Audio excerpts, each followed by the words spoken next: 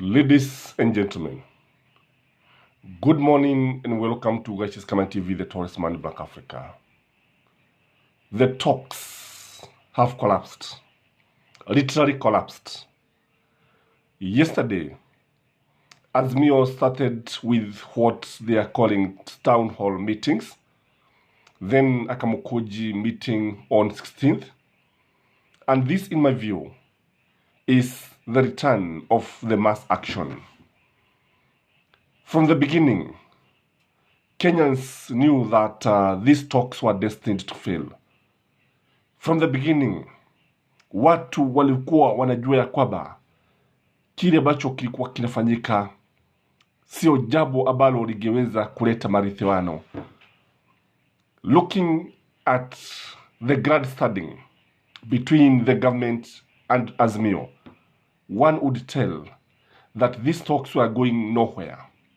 Listening to the leaders from both sides, especially from the side of the government, very few people walikubali ya kwamba kungekuwa na matokeo yote mazuri ambayo yangeweza kutokana na huu mjadala wa kitaifa ambao ulitarajiwa kuleta hali ya maridhiano kati ya serikali ya Kenya Kwanza na muungano wa Azimio unaongozwa na Raila Amolo Odinga, Stephen Kalonzo Musyoka na Martha Karua.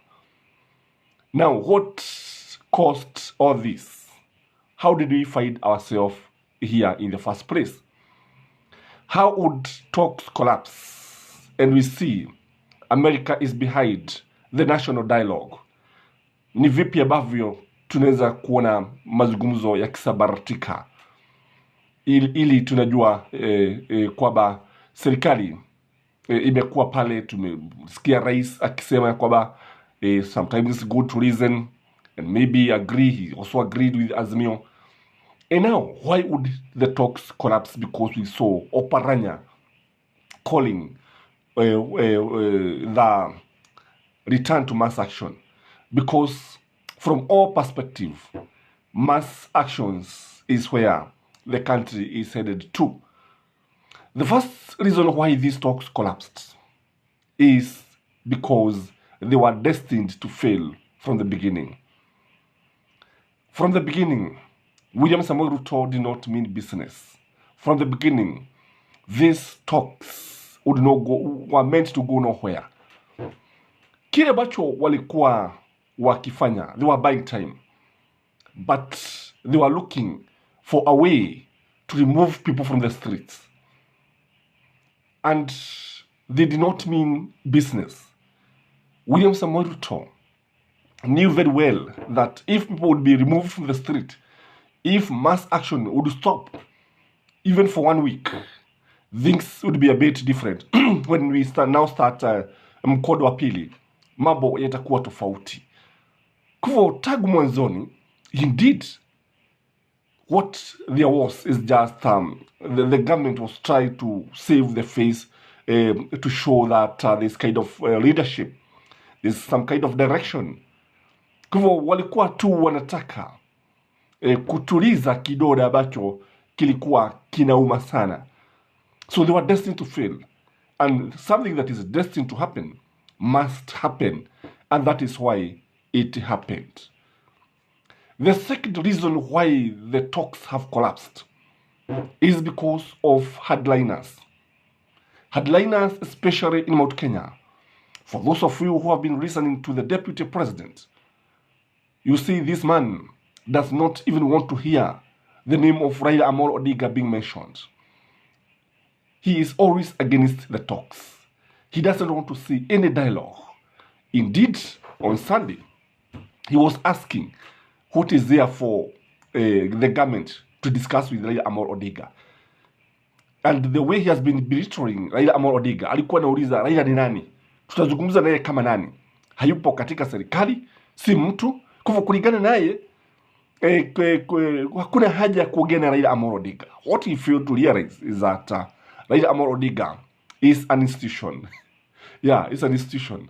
And some people are saying he is the fourth branch of the government after the judicial, executive, and the legislature. Then we have the branch of Raila Amolo Odinga. This one, they have been saying on a writer note. So, the hardliners like Gachagua, and again, when you listen to Dede Nyoro and Kimani Ichung'wah, these are also hardliners. This could not let the talks go anywhere. The talks cannot move, and nothing important can be discussed with these people because of their mindset, because of the way they have their attitude is very negative towards Azimio, very negative towards Raila Amolo Odinga. So they cannot even listen to him. And again, if you listen to them yesterday, they said that even when they were talking, they would see the pride in them. So other than being hardliners, these guys are very proud. Pride. They are full of pride. And they are drunk with the power. So they feel that there's no way they can talk with Raila Amolo Odinga. And again, we also have some guys who feel that if Raila was to talk with William Samoei Ruto, they would lose power. If Raila Amolo Odinga was to compromise, to have a compromise with William Samoei Ruto, kile ambacho kingetokea ni kwamba wagetegwa. Especially the KENYAN nation, the leaders from Mount Kenya, feels that if Raila could support William Samoei Ruto, basi wao hawangekuwa nafasi yote na ungekuwa mwisho wao, na hakuna jambo lolote. Hata William Samoei Ruto could not even see their importance in government. But now, because Raila Amolo Odinga is still the punching bag, lazima kungekuwa na yale kule kusabaratika kwa yale mazungumzo. Again, what we know is that these Mount Kenya leaders, without Raila Amolo Odinga, there's nothing they can talk about. Kwa lazima kila wakati wae pale, kwa sababu Raila akiondolewa pale, hawatakuwa na jambo lolote la kuzungumzia. Remove Raila from Kenyan politics, and you have nothing to discuss. Remove Raila from Kenyan politics, na utapata kwamba hakutakuwa na jambo la kuzungumzia, hususan upande wa Azimio. So he helps them to create content and to remain relevant. And this is something that has been happening in Mount Kenya. The more you appear, vile ambavyo unaonekana wewe ni adui ya Raila, the more you talk bad about Raila Amolo Odinga, the more you become popular.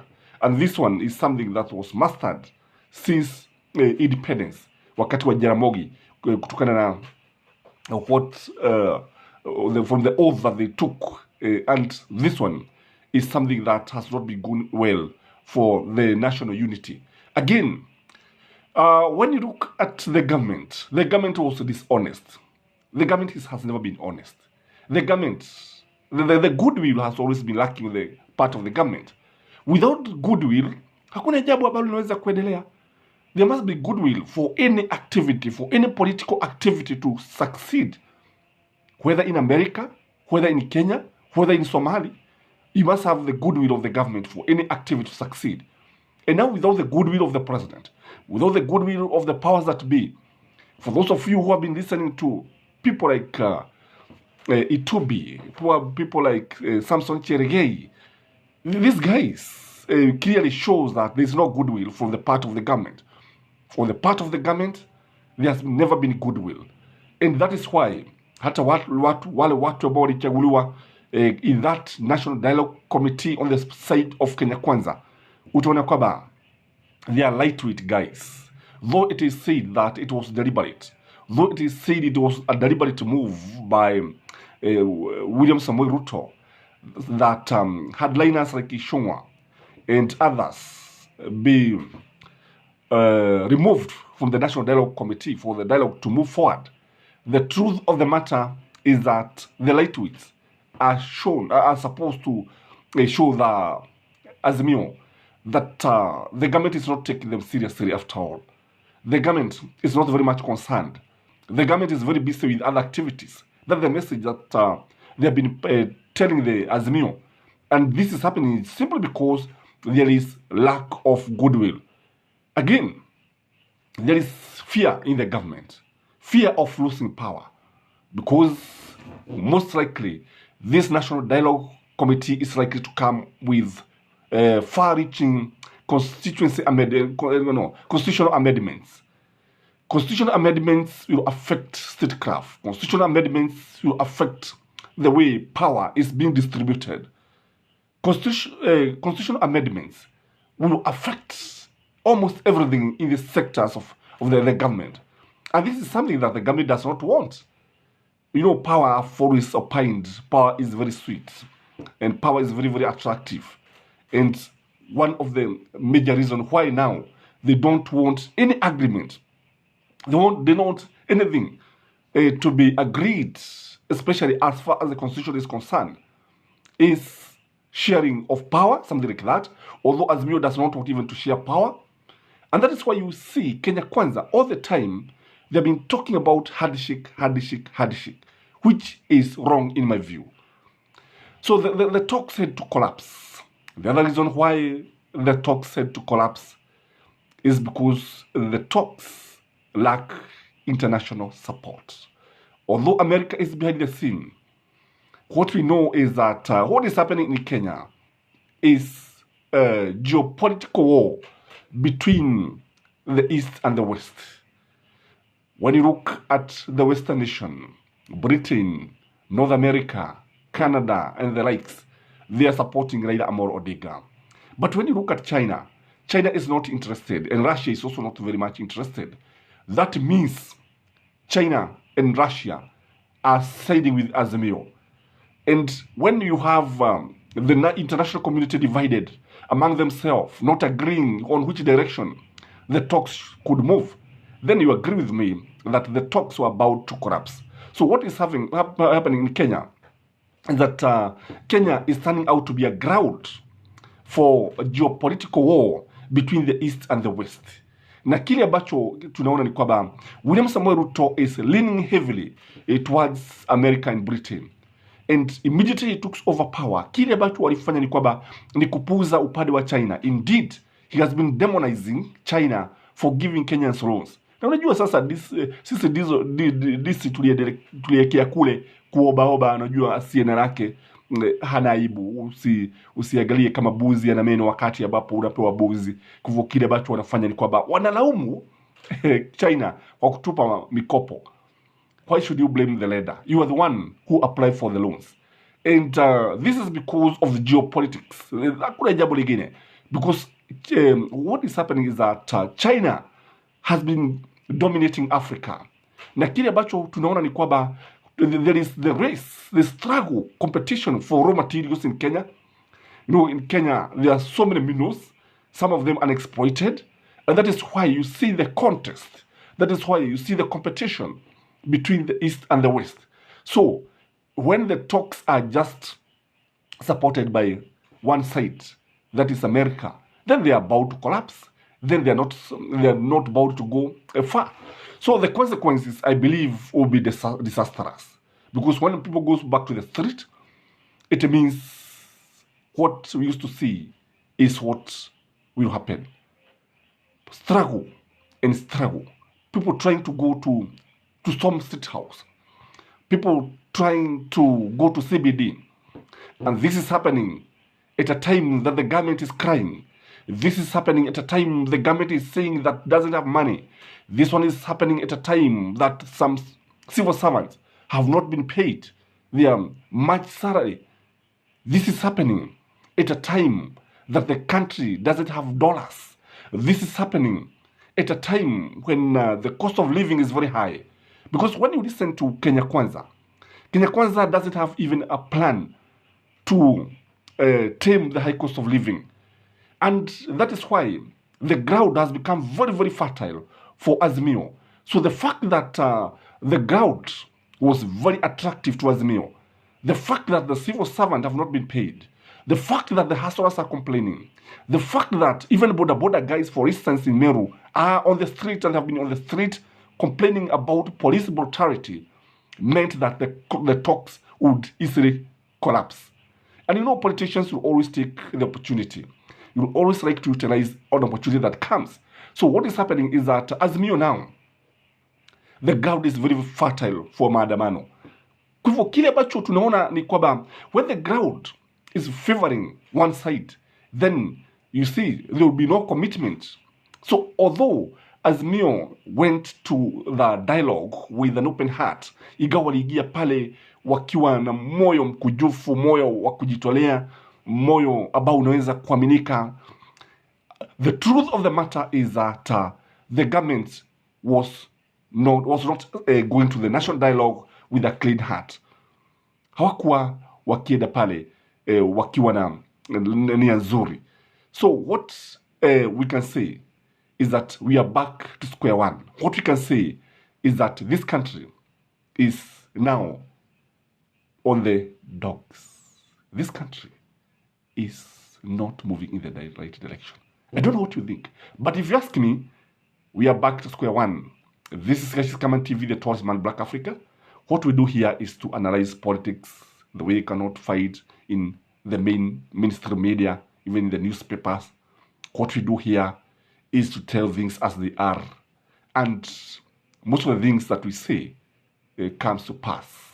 And it's just a matter of time that you see mass action. And by the way, they are likely to be disastrous. They are likely to bring the changes that Azimio has always been fighting for. Jua Waswahili wanasema wegi wape, usipowapa watajichukulia kwa mikono yao. Power to the people. So what Azimio is doing is going back to the people, because as per the constitution, all power belongs to the people, and they can exercise this power directly or indirectly, and they can take back the power if they want, and they can do anything they want. And there is also, according to Article 37, there is freedom of demonstration, picketing, and all kind of freedom in our constitution there. So may you have a blessed day, and remember to like this video and subscribe if you have not, and bye-bye.